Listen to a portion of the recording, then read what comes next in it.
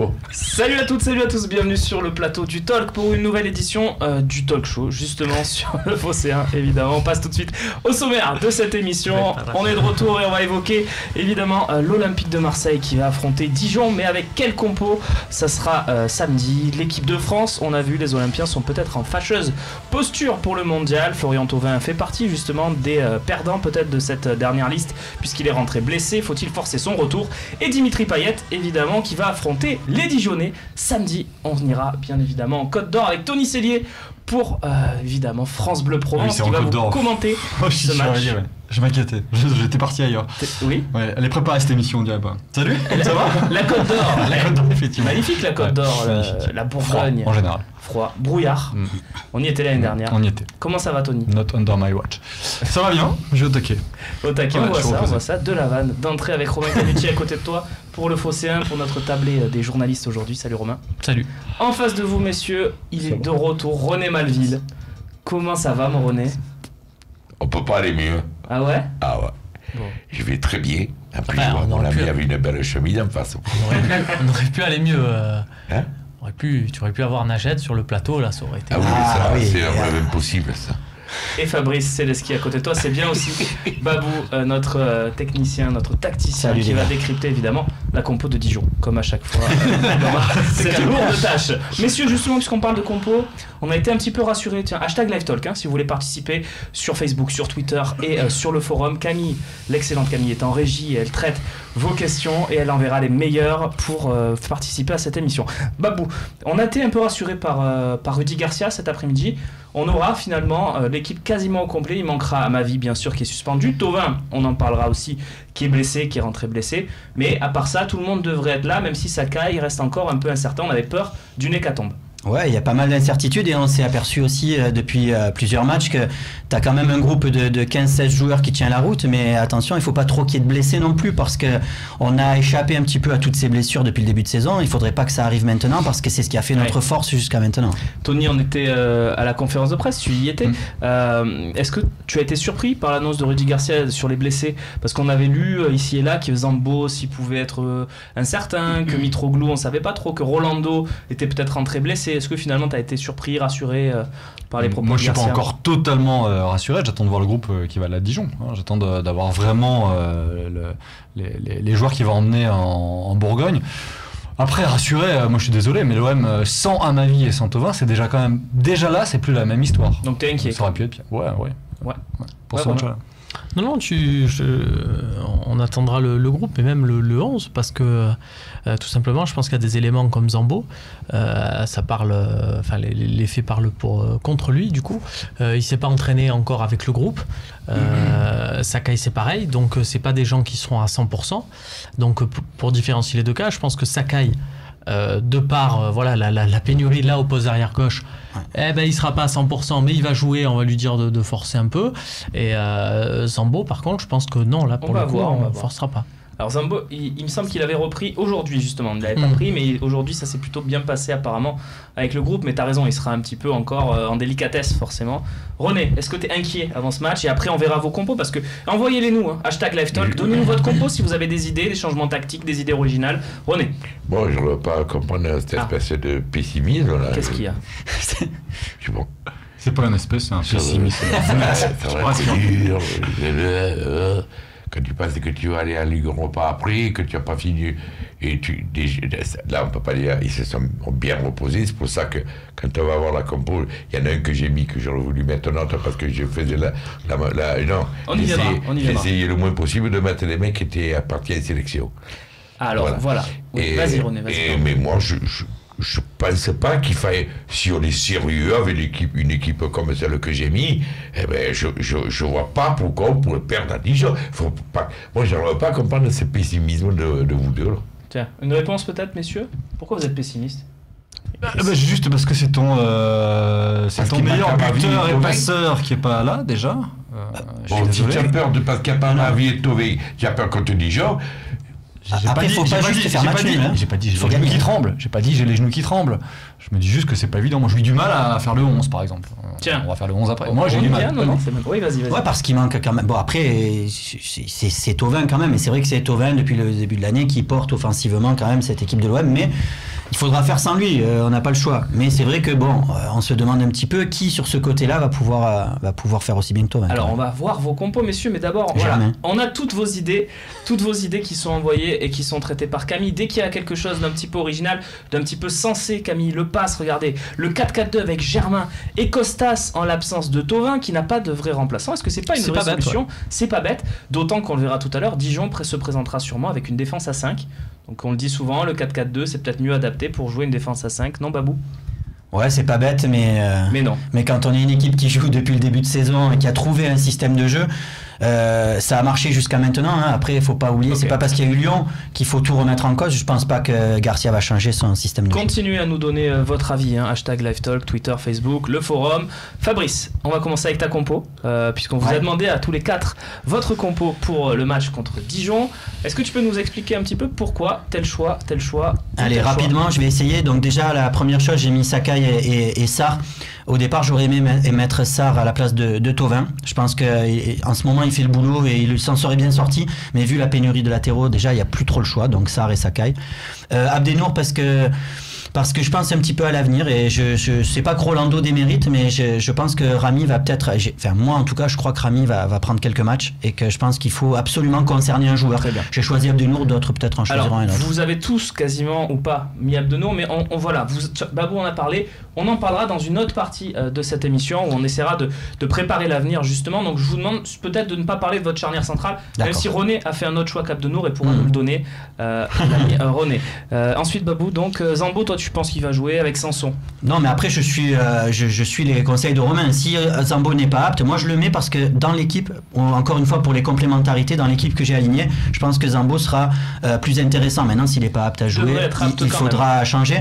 Et après, moi ce qui est important pour moi, c'est Sanson. C'est-à-dire que c'est un joueur pour moi qui a rendu beaucoup de services en début d'année. Il a eu un creux. Comme il l'a fait Garcia avec Lopez, comme il l'a fait avec d'autres, je pense qu'il faut absolument le reconcerner parce qu'il va être important d'ici la fin de saison. Qui veut tacler la compo de Fabrice? Je vous poserai cette question à chaque fois qu'on verra la compo de l'un d'entre vous. Qui veut la tacler? Qu'est-ce qu'il y a qui ne vous plaît pas, messieurs, dans cette compo? Ça va être compliqué, on a quasiment la même. Ah, alors on va passer à celle de Tony, comme ça on va voir si il y a des différences. On la voit. Je crois qu'il n'y en a qu'une. Il n'y en a qu'une, c'est Clinton NG. Voilà, peut-être que toi tu vas te faire tacler, on va voir. Explique-nous pourquoi Clinton. Juste la différence. Et surtout le pour et ce qui va et ce qui va pas avec Clinton NG, c'est assez simple. Hein. Déjà, sans enfoncer des portes ouvertes, parfois il est nul, il est même complètement nul, et parfois il est capable de tout. Pour rentrer sur une considération plus tactique, admettons qu'il soit au top.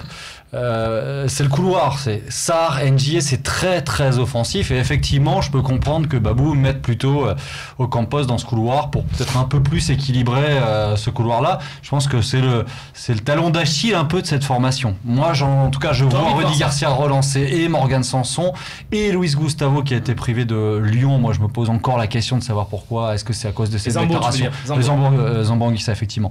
Je me pose encore cette question, mais je les vois bien relancer tous les deux, et Zambo et Sanson. Si Zambo-Anguissa n'est pas là, évidemment, Sanson au milieu avec Luis Gustavo, et je n'ai pas mis Maxime Lopez tout simplement parce qu'il était en conférence de presse et qu'il y a une forme de malédiction pour le joueur qui vient nous voir à 2 jours du match.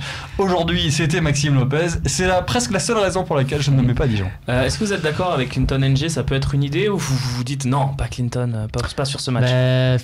Ça ressemble à la configuration. Là où il nous avait apporté le plus, c'était le déplacement à Amiens, où il avait mis un doublé. Et pour moi, un déplacement à Amiens, un déplacement à Dijon, c'est des équipes qui prennent avant tout des points dans la configuration où c'est des équipes promues qui prennent la majorité de leurs points à domicile. Voilà, je trouve que c'est une considération, même dans le style de jeu, c'est des équipes joueuses. Je trouve que voilà, 30 points sur 45 possible cette saison à domicile pour Dijon. Ils n'ont pas perdu à la maison depuis les 2 décembre. tiers. Et ils n'ont pas perdu depuis décembre chez eux. Et puis est-ce qu'on a vraiment ailleurs ce profil-là, quoi, hein, d'un joueur qui est capable de tout, du pire, je l'ai dit, mais aussi du meilleur, de déstabiliser. Il est déroutant, Clinton NG. On ne sait jamais ce qu'on va avoir avec lui. Moi, c'est pour ça que j'ai mis le pied sur lui. Tu es en train de les tenter là. René, ça te tente, NG titulaire? Non. Ah, pourquoi? Parce que je suis pas trop fan du joueur. Voilà, ça. Tu veux qu'on voit ta compo à toi? Moi, j'aime pas les gens qui trop irréguliers. Les joueurs irréguliers, j'aime pas ça. Parce que comme il est capable du meilleur que du pire, imagine qu'il est capable du pire ce jour-là, on est beau. Bon, on va voir la compo de René alors. Ouais. On y va. Allons-y, la compo de René Malville. Ah, tiens. Ah putain, merci. Merci Camille et Nicolas, bravo. Ah, parce que tu as changé au dernier moment, Oui, on va le parce préciser. parce que j'ai essayé de mettre la majeure partie qui ne sont pas partis en sélection. Alors, beaucoup me disent... Camara, il était en sélection. Oui, non mais... oui, mais en fait, je veux dire, c'est pas l'équipe de France. Les crânes de sélection, quoi. C'est qui Et donc, l'équipe de France. on me dit à moi... pourquoi tu as mis Germain là-bas? Oui, moi je te la pose la question, René, pourquoi? Mais pourquoi pas? Moi je trouve que c'est un joueur qui est. Quand c'est en 4-4-2, il est à côté de son Oui, de l'attaquant. De l'attaquant. Là, je le mets là parce que j'ai envie de tenter quelque chose, parce qu'il va falloir bien tenter quelque chose pour aller au bout de ce championnat et au bout de la Ligue Europa. Alors mettons-le à la place de Payet. Voilà, mais après dans. Ah non. Si tu veux le mettre.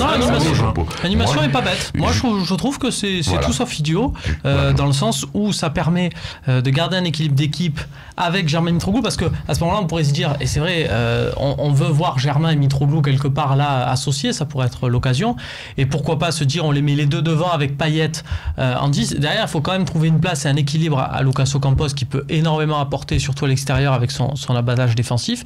Donc là-dessus, ça reste, surtout que c'est pas dans la compo de René, il faut se sortir de l'idée que Germain il va être dans le couloir droit, il va rester comme ça, c'est une question d'animation. C'est comme quand on met Payet à gauche, Payet il vient dans l'axe. Voilà. C'est bien les gars, non, je suis d'accord avec vous sur ça quand on va avoir le ballon, mais par contre à la récupération, il va devoir se positionner sur un couloir. Après, quand il est positionné là, tu es obligé de défendre quand même sur ta ligne de 4. Il sait le faire, il a la ligne. Oui, mais c'est pas gênant, sauf qu'après il est dans une position défensive, c'est-à-dire que Germain va se retrouver dans des positions quand même à peu près ligne médiane côté droit, et après dans la transition pour après attaquer. T'es pas fan de l'idée? Je suis pas fan. Je vais te dire, contre Lyon, il était en pointe, on l'a pas vu du match. Ah oui, ça c'est. Donc, sachant que c'est quelque part, on le gâche un peu, alors que là, du coup, il va pouvoir reprendre confiance. Tu sais comme ça marche des fois dans des matchs, un mec il joue un peu plus bas, le fait de récupérer des ballons, de gagner des duels, ça peut-être le mettre en confiance même offensivement, donc pourquoi pas. Et je te dis pour pas choquer tout le monde, parce que je voulais mettre comme là, j'ai mis Sakai, mais je voulais mettre Roca. Ah oui, carrément. Mais après j'ai dit bon, on va me dire c'est pas trop léger. Mais pourquoi Camara tailler un peu ta compo. Pourquoi Camara alors? Parce que c'est quand même, moi je suis plus surpris de voir Camara que de voir Germain Mitroglou quand même. Pourquoi Camara? Ah bon, parce que Camara il a déjà intégré il a déjà du temps de jeu avec l'équipe. Il y a déjà donné du temps de jeu. Comment il s'appelle Garcia, mais pas à ce poste-là. Hein. Il lui a donné souvent un milieu défensif. Non, mais son poste c'est là quand même. Ouais. Son poste initial c'est là. Voilà. Et bon, en mettant un deuxième, un Roca, c'est vrai que peut-être que ça allégerait un peu trop l'équipe. Mais moi, je trouve que c'est... Ça fait un côté gauche quand même très jeune. Si tu mets Camara et Roca... Oui, non, mais c'est pour ça que je ne l'ai pas mis. Ouais. Il suffit de voir la réponse de Rudy Garcia concernant justement le choix au latéral gauche. On comprend très bien que ni Bedimo ni Roca ne sont vraiment des options dans son esprit. Camara peut être une option, Romain, à gauche. Il l'a déjà fait une fois cette saison, je crois. Il avait été titulaire enfin c'était un bout de. Il était rentré. Bout de match. Ouais. Je crois que c'était à Lille. Il a joué latéral droit une fois. Il a des qualités évidemment physiques et défensives. Parce qu'il a de vraies qualités défensives. Okay. C'est un défenseur dans l'âme. Donc il peut absolument occuper ce poste. Mais voilà, je pense que c'est pas. Moi, je trouve que mon équipe elle est séduisante. Et aucun poste, qu'elle soit est en pleine bourre, ça sont également. Chacun ses goûts, René. Elle est séduisante, mais je suis sûr qu'il ne mettra pas Germain à droite. Je vous le dis. Alors c'est qu'il est comparé. Romain, dis-moi, t'as quand même mis Rolando, toi? Non. Ah bon, d'accord. Je t'en parlerai peut-être dans la partie. Oui, je sais que tu prépares tout ça, donc je veux pas. Mais oui, non, c'est très bien. Ben voilà, Romain. Non, vas-y, mais là, c'est ce que j'allais dire. J'allais dire, on n'est pas à l'abri, mais d'avoir un Lopez à gauche, mais à droite, pardon. Voilà. Donc Romain. C'est ça, dans une optique, là aussi, pas de voir un Lopez débordé et compagnie, mais dans une optique de possession. Parle-moi de Sanson aussi. Ouais, moi, à chaque fois que Sanson a joué aux côtés de Luis Gustavo à la récupération, je l'ai trouvé intéressant, et notamment sur des matchs à l'extérieur, notamment le match à Rennes. Voilà, donc moi j'ai envie de revoir Sanson à ce poste-là. Je suis d'accord avec Babou. Une équipe c'est fait de cycles, de rotation. Là, on rentre dans un cycle où il faut. Sanson, c'est une carte qu'on n'a pas utilisée les derniers matchs, qui serait intéressant de sortir. Et ensuite, je mets Lopez. Alors à droite, c'est pas fou, mais l'idée c'est de se dire que si tu as un milieu avec Sanson, Payet, Lopez et Luis Gustavo, qui sont quand même 4 joueurs de ballon, eh ben, tu risques un peu de confisquer. Moi, je mets Mitroglou. Oui, c'est le seul qui a pas en mis pointe. Germain aussi. Voilà. Parce que René avait mis Mitroglou, mais Par il avait mis rapport à aussi son Germain. match peut-être à Lyon. Il rentre, il marque, Contre il Lyon. marque. Voilà, j'ai envie de. Mais Germain rentrera et prendra une part importante dans ce match. Attention, c'est une question de rotation. Et je L'homme pense en aussi au forme. match à Leipzig. Ce que j'aime bien dans la compo de Romain, ce qui me plaît, c'est que je pense que c'est la compo dans laquelle, au milieu de terrain en tout cas, on déplace le moins de joueurs. C'est-à-dire que Lopez a déjà occupé ce poste-là, il l'a fait en Europa League assez souvent. Et pour le coup, on a Payet dans sa position préférentielle, je pense, actuellement. On a Ocampos sur son côté gauche aussi. Finalement, c'est vrai que ça reste. Et Sanson dans ce poste-là, Ok. je suis d'accord. Vous voulez c'est- organiser moi, des trucs pour qu'on se casse les compos les uns des autres. Moi, dans ton équipe, en fait. Non, mais René n'est pas d'accord, regarde. Non, si. Oui, dans ton équipe, en fait, il n'y a que Lopez et Amdino qui ne parlaient pas de mon équipe à moi. Mitroglou devant. Moi, Si, j'ai non, dit il l'a, aussi. Mitroglou. Ah, tu as mis. Il l'a. Ah. Mais En fait, En fait, je l'ai Et faite voilà. avant toi, techniquement. Je l'ai faite avant toi. Dans les. C'est enregistré. allez, on arrête là. attention. On arrête là parce que vous commencez à dire n'importe quoi. Peut-être si on a des compos proposés ou pas, on les verra Ou des dans idées. cette émission ou des idées. On avait parlé Maintenant, du. les questions-réponses, on a le temps de voir vos idées. on Envoyez a les vu hashtag l'équipe de LiveTalk. Tony. On a Oui, vu. on l'a vu, on l'a vu. bien sûr. Avec Après elle. la même, on avait Ah à oui, peu c'est près. vrai. Qu'est-ce qu'il y a, Romain On avait Rapidement. évoqué un 4-4 de losange, Oui. non pas à l'indisponibilité de Thauvin, en se disant en jouant sur les qualités qui sont propres à l'OM. C'est aussi une possibilité, même si je pense que ça fait beaucoup de changements Oui, d'un c'est coup. ça. Mais c'est vrai qu'on a des joueurs pour le faire. Allez, on passe à la partie suivante. On va parler de la trêve internationale et de l'avenir de nos Olympiens en équipe de France. Est-ce que c'est pas un peu périlleux pour eux ?